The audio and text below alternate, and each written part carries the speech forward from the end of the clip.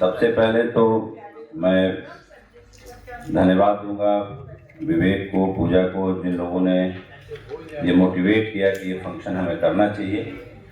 दूसरा प्रोफेसर अनिल सुखलाल जी को, जिन्होंने he came all the way from Delhi to Varanasi just to attend this function. He is our chief guest for this session. और हमने वाराणसी में शायद ये फंक्शन इसलिए रखा कि इसका कर्टन रेजर प्रोग्राम जो है यहाँ पे हो सके, क्योंकि बहुत सारे लोगों को गाजीपुर कहा जाता है कि ABC ग्रुप सिटी। अभी जो हमारे यहाँ कैटेगरी बनी है उसमें D ग्रुप सिटी में भी गाजीपुर को नहीं शामिल किया गया है।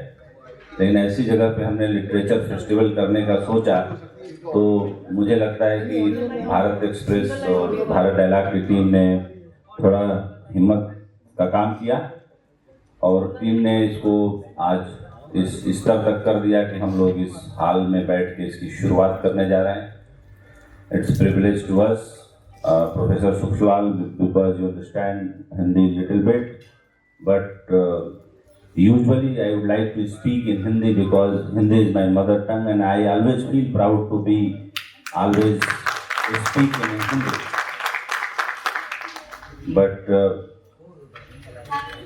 कि जब भी बात होती है तो मैं ये कोशिश करता हूँ कि मुद्दे से जुड़कर बात किया जाए।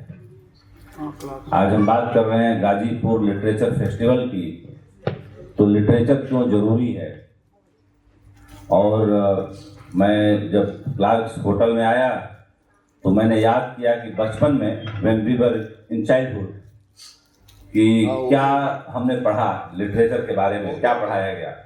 वो बड़ा दैट्स वेरी इंपॉर्टेंट सुखलाल कि क्या होता था बचपन में, हमने क्या पढ़ा।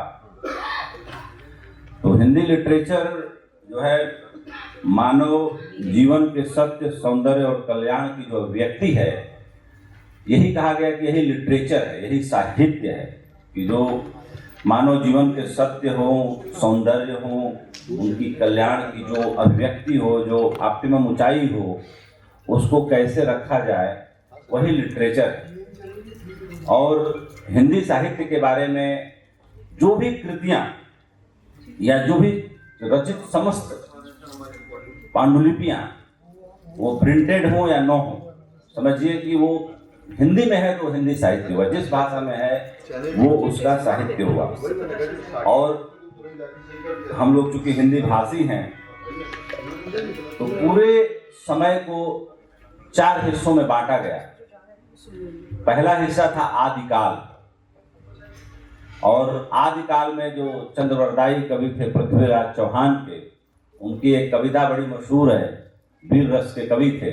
और उस टाइम में पराक्रम और वीरता को सबसे अहमियत दी गई, क्योंकि देश पर आक्रमण, अटैक पर अटैक हो रहे थे। मोहम्मद गोरी का जो आक्रमण था वो भारत के लिए बड़ा चुनौतीपूर्ण था, और पृथ्वीराज चौहान अकेले लड़ रहे थे। और उससे बहुत पहले भारत के जितने राजा थे अपने छोटे छोटे लालचों के कारण बढ़ चुके थे। वो हम चंद्रगुप्त और आचार्य चाणक्य के वक्त से ही हम जान चुके थे, देख चुके थे। बुद्ध महावीर के वक्त से ही हम जान चुके थे, देख चुके थे। तो चंद्रवरदायी की एक कविता है जो मुझे लगता है कि यहाँ बैठा हर आदमी जानता ही होगा कि किस तरीके से पृथ्वीराज चौहान को शब्दभेदी बाण चलाने के लिए वो कविता उन्होंने पढ़ी थी कि 4 बांस 24 गज, अंगुल अष्ट प्रमाण, ताव पर सुल्तान है मच्चू को चौहान। और पृथ्वीराज चौहान ने वो शब्दभेदी बाण चलाया और शब्दभेदी बाण के कारण मोहम्मद गोरी मारा गया। तो उस तरह के कवि भी हुए और उस तरह की भाषा को समझने वाले वीर पुरुष भी हुए। तो उस काल को आदिकाल कहा गया। और चंद्रवरदायी के साथ और भी कवि हुए, जगनिक हुए, सहरपा हुए, ये सारे लोग वीर रस के बड़े कमाल के कवि हुए। ये सब चीज़ें हम लोगों ने बचपन में पढ़ी, 6ठी 7वीं क्लासों में। तो मैंने कहा कि हमेशा जड़ों की तरफ लौटना चाहिए जब आप बोलते हैं। उसके बाद आया भक्ति काल। तो 1050 से 1400 ईस्वी तक जो है आदिकाल चला, उसके बाद भक्ति काल आया।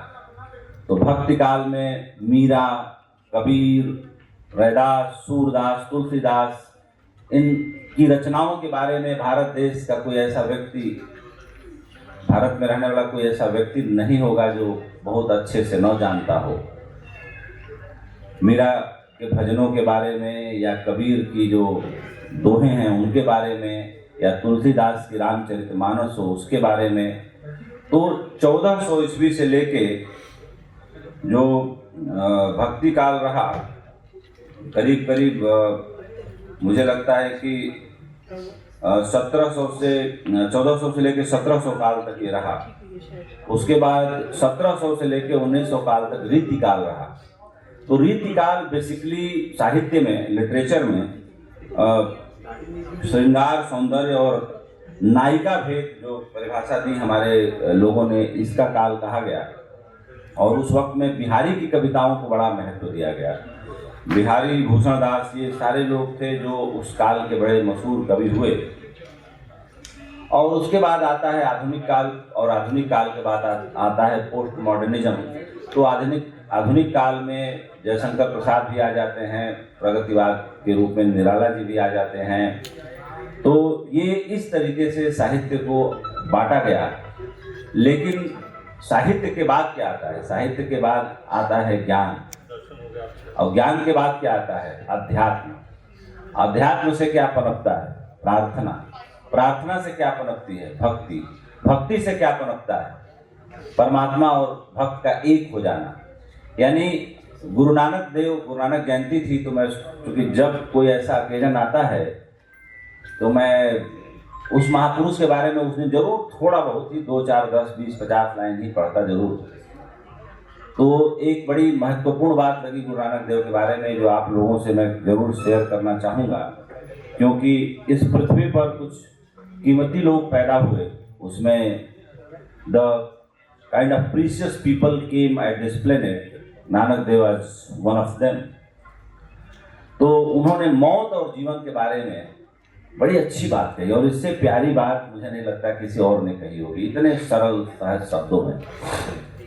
उन्होंने कहा कि जब जीवन आता है तो ऐसे समझो कि घड़ी की सुई में जब 12 बजते हैं तो दोनों एक हो जाते हैं।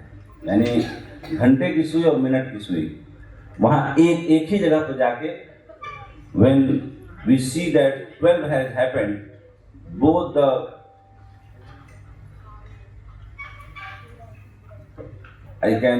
radius, whatever term we can use, both minute and hours denominators go there at one place. तो ये कहते हैं कि जब दोनों मिलते हैं तो वहाँ पे जीवन पैदा होता है। और जब हम मरते हैं तो भी 12 बजने का ही चलन इसलिए होता है कि जो हमारी ये सोल है इस शरीर से निकल के उससे मिल जाती है। यानी कोई चीज आती है तब 12 बजता है, तब हमारा जन्म हो जाता है। कोई सोल हमारे अंदर आ जाती है। Some soul just entered into us, so हम जीवन प्राप्त कर लेते हैं।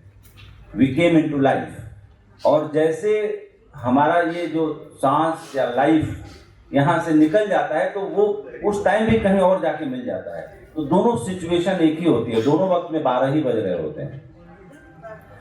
तो मतलब ये अपार्ट जोक है कि सिख कम्युनिटी में 12 बजने पर लोग कई बार नाराज हो जाते हैं। वो जीवन को नहीं समझते, वो मौत के बारे में समझ लेते हैं। क्या मौत की बात क्यों कर रहे हैं? तो 5 तारीख को हमारे भगवान नानक देव जी की जयंती थी।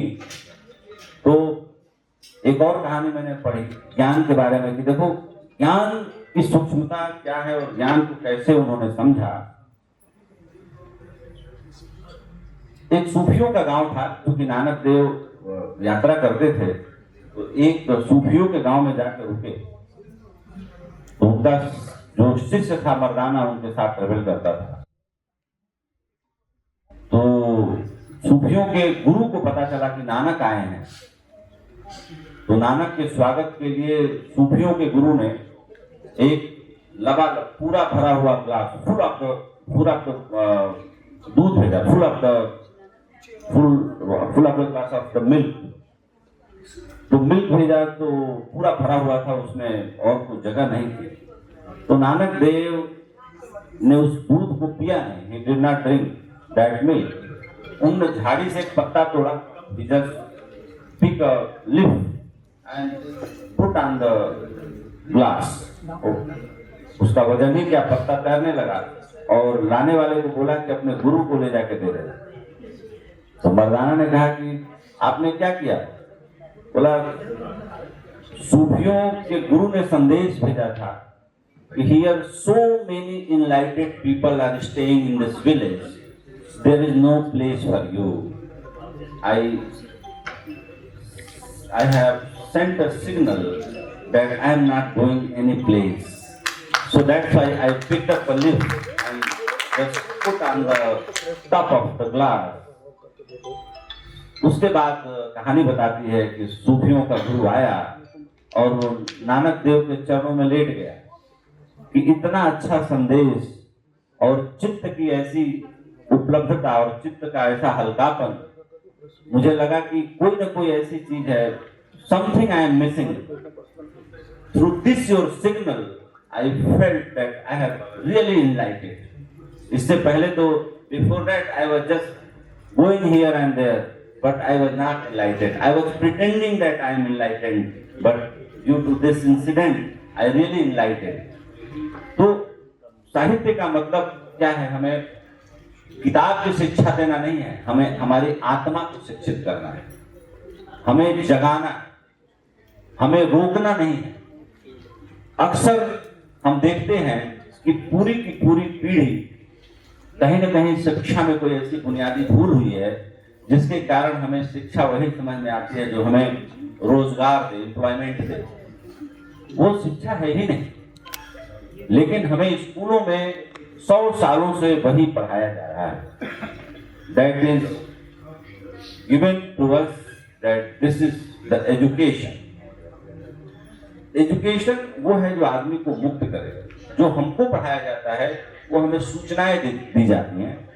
We receive information in schools, और वो सूचनाएं हमें सिर्फ रोजगार तक ले जा सकती हैं, हमारी आत्मिक ऊंचाई तक नहीं। हमारे आत्मा के विकास की यात्रा वहां से नहीं शुरू होती। आत्मा के विकास की यात्रा वहां से शुरू होती है जब हमारे जीवन में कोई गुरु उतरता है, वो किताब के रूप में उतरे या आदमी के रूप में उतरे, जो हमारे अंदर के कूड़ा करकट को जला देता है। ठीक वैसे ही जैसे कोई गार्डनर हो, कोई माली हो, कोई पेड़ की शाखाओं को काट काट के उस पेड़ को सुंदर बना दे। जहां माली नहीं होता वहां बागीचा नहीं होता, वहां जंगल होता है। बागीचा वहां बनता है जहां कोई माली आ जाता है अपने हाथों में हुनर लेके। तो कहते हैं कि ऐसा शिक्षक जो आपके अंदर के कूड़े कचरे को, आपके अंदर के कचरे ज्ञान को जला के आपको कोरा कागज बना दे, जहां कुछ लिखा जा सके, जहां कुछ लिखने की संभावना बच सके, वही ज्ञान है। जो आपके कागज को गोद गोद के अखबार बना दे, जो 2 घंटे बाद रद्दी हो जाए, तो फिर अच्छा है कि हम स्वयं को रद्दी न बनने दें। कम से कम अपने ऊपर कुछ उतरे, कुछ लिखा जाए, कोई गुरु बोले तो कुछ समझने की क्षमता हमारे अंदर बची रहे। अगर हम इतना भर जाएं कि हमारे बीच कोई जगह ही न बचे, तो फिर बड़ा मुश्किल है कि हमारे अंदर रूपांतरण हो सके। तो साहित्य की जो सेवा गाजीपुर ने की है, गाजीपुर लिटरेचर फेस्टिवल की बात है, तो मैं बताना चाहूंगा कि इन सभी महान भूतियों से मुझे मिलने का मौका मिला। I was so fortunate that I met doctor Kuber Nath Rai, I met doctor Viveki Rai, I met doctor PN Singh, I met doctor Bholanath Gahmari, I read about Vivekananda and Pahari Baba's discourse and communication and relation of yoga and adhyatma, and Swami Ramakrishna Paramahansa sent him that only one person is alive in this country who can teach you about yoga and dhyan, and he all the way came to Gazipur from West Bengal। तो इस तरह से जो यात्रा हुई और विवेकानंद यहाँ पे रहे, जो अध्यात्म और अध्यात्म के प्रचार के इकलौते प्रतिनिधि रहे जिन्होंने अमेरिका तक भारत के अध्यात्म का झंडा फहराया और दुनिया को बताया कि भारत का अध्यात्म क्या है। और मैं आज बताना भी चाहूंगा कि जो हमारा जितना सनातन का साहित्य है वो बहुत ही अनूठा है। देखिए, हिंदू देशों पर, हिंदू देश भारत रहा, इस पर इतने हजार आक्रमण क्यों हुए? उसका एक बड़ा गहरा कारण है। गहरा कारण एक है कि हम इस पृथ्वी को भी पूजते हैं, इस लकड़ी को भी पूजते हैं, उस आसमान को भी पूजते हैं, उस पेड़ को भी पूजते हैं। हम प्रणाम करके आने वाले व्यक्ति के अंदर की आत्मा को प्रणाम करते हैं। यानी हमें सिर्फ झुकना सिखाया हमारी संस्कृति ने, हमारे सनातन धर्म ने, जिसकी लंबाई और गहराई करीब 11,000 सालों की है। बुद्ध और महावीर को थोड़ी बहुत जो आभा मिली वो 7,500 सालों का संस्कार, 7.5 years time they got from the Sanatan, so they learned in a different way. So Jainism and Buddhism is reached at the different level. Rest all of the religions are only stuck about Swarg and Nark. They do not know about what is the moksha. Only one Sanatan and Hindu Dharma, only one Sanatan and Hindu Dharma talks about moksha. और मोक्ष वो है जो देवता भी पाना चाहते हैं। मोक्ष सिर्फ 3 लोगों को मिला ही हुआ है, वो है ब्रह्मा विष्णु महेश हमारे धर्म में। बाकी जितने धर्म हैं वो बड़े नए नए हैं। सबसे नया धर्म तो सिखिज्म है, लेकिन कमाल का है। उसके बाद कह लीजिए इस्लाम है जो 1400 साल पुराना है। उसके बाद कह लीजिए कि ईसाई धर्म है जो 2500 साल प्लस है, 2.5-3 के बीच है। उसके बाद यहूदी धर्म नियर बाई है। लेकिन इन धर्मों को जो लंबाई और गहराई मिलनी चाहिए वो न मिलने के कारण ये सारे धर्म स्वर्ग नरक की सीढ़ी तक फंस गए, घोरों तक ही जाके फंस गए। लेकिन हिंदू धर्म जो सबको झुकना सिखाता है, सनातन धर्म झुकना सिखाता है, वो इसलिए हो पाया कि इस धर्म को जो लंबाई और गहराई मिली वो बड़ी अद्भुत थी। मैं जब भी पढ़ता हूँ अपनी चीजों को तो मुझे लगता है कि सोमनाथ मंदिर को अगर वो लूट के ले गया तैमूर लंग, तो हमारे लोगों को चुंबक के ज्ञान के बारे में, फिजिक्स के बारे में बहुत गहरा ज्ञान पहले से ही था। तभी तो मूर्ति हवा में लटक रही थी। उन लोगों ने ऐसी मूर्ति इजाद की थी, बना दी थी, तब उन्होंने चुंबक और चुंबक के प्रभाव को ढूंढ लिया था।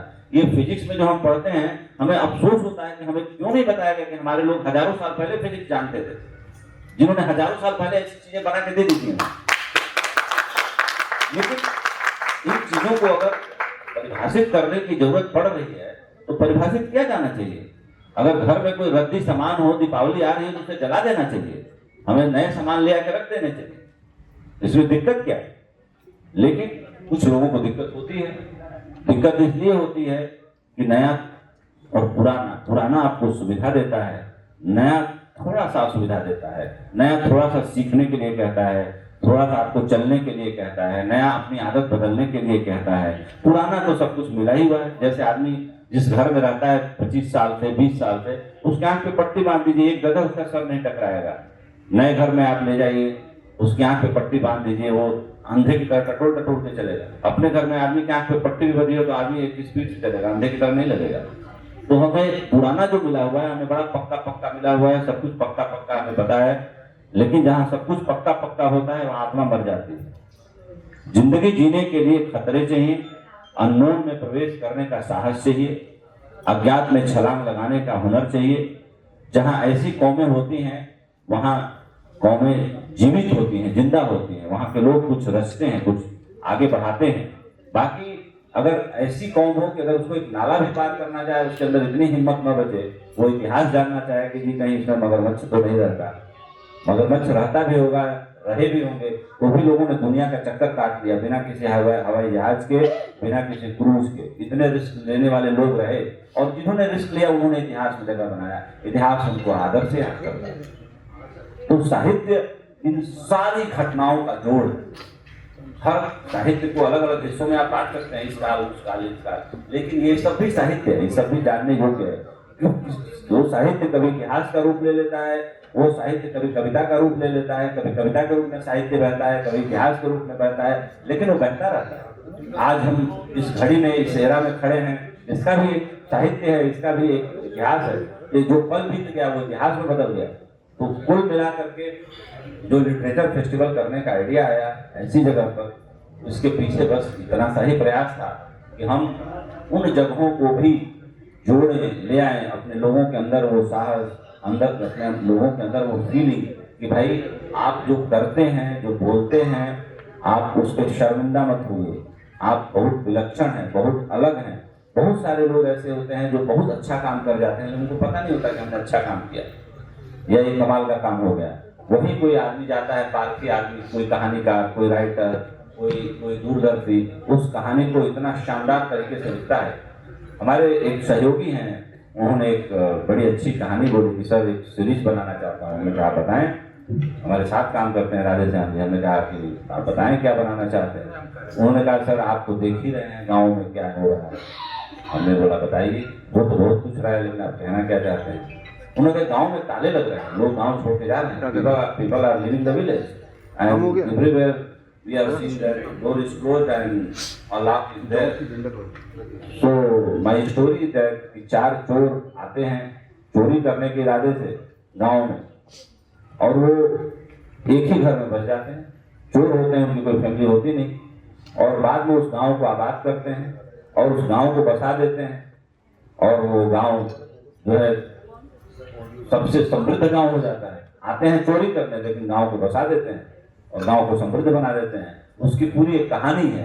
तो हमने कहा कहानी में तो बड़ा दर्द है कि भाई आए थे चोरी के इरादे से, बंद हुए सारे घरों में चोरी करके माल समेट के ले जाएंगे, लेकिन उनका दिल लग जाता है और उसी गांव में बस जाते हैं चोर और उस गांव को आबाद कर देते हैं। आबादी नहीं करते हैं, नंबर 1 गांव बना देते हैं पूरे जिले में, और उस गांव को पुरस्कार मिलता है प्रधानमंत्री से और मुख्यमंत्री से। और वो चोर कहानी बताते हैं कि हम चोर थे, चोरी करने आए थे। उसको प्रधानमंत्री भी सम्मानित करते हैं, मुख्यमंत्री भी सम्मानित करते हैं कि यार ऐसे चोर भी सही है, ऐसे लोगों की जरूरत है जो ताले बंद होते गाँव को, मुर्दा होते गाँव को बचा ले। तो कहने का मतलब है कि शायद जो कहानी है, ये कहानी मैंने सुनाई, मुझे किसी ने शेयर की, वो कहानी मैंने आपसे शेयर कर दी। ऐसे ही हर आदमी अपने जीवन में विलक्षण है, हर आदमी बहुत यूनिक है, हर आदमी बहुत अच्छा काम कर रहा है।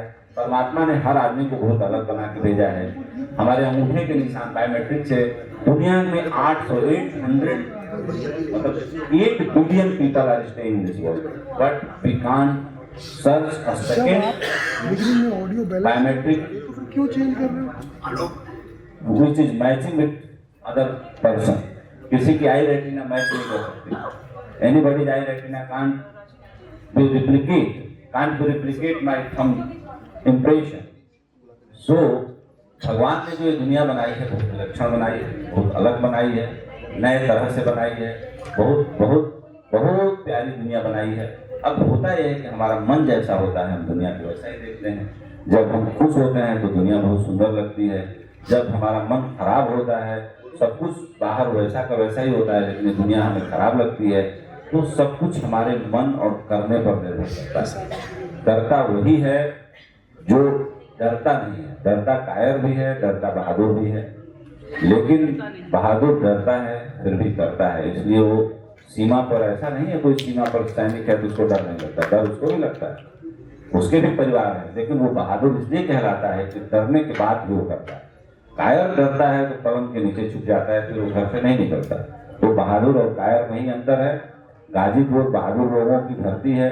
हमारे गांव के पुरखे पुरनियों ने शहादत दी है सन 42 की लड़ाई में। हमारे गांव में कभी संख्या 100 के पार थी जिनको फ्रीडम फाइटिंग की पेंशन मिलती थी सरकार की ओर से। हालांकि उस पेंशन से मैं बहुत कभी खुश नहीं रहा कि ये पारितोषिक सरकार अपने पास ही रखे तो अलग बात है, लेकिन ये हमारे गांव ने बहुत अच्छा काम किया। गाजीपुर जिले से, जहाँ से मैं आता हूँ, शेरपुर से, तो उसके लिए ये हमारी छोटी सी भेंट है भारत डायलॉग्स और भारत एक्सप्रेस की तरफ से। पूजा को, विवेक को, भारत एक्सप्रेस की टीम को मैं बहुत साधुवाद धन्यवाद देता हूँ कि ये प्रयास जारी रहे, ये लोग काम करते रहें और ये काम कारवां आगे बढ़ता रहे। धन्यवाद।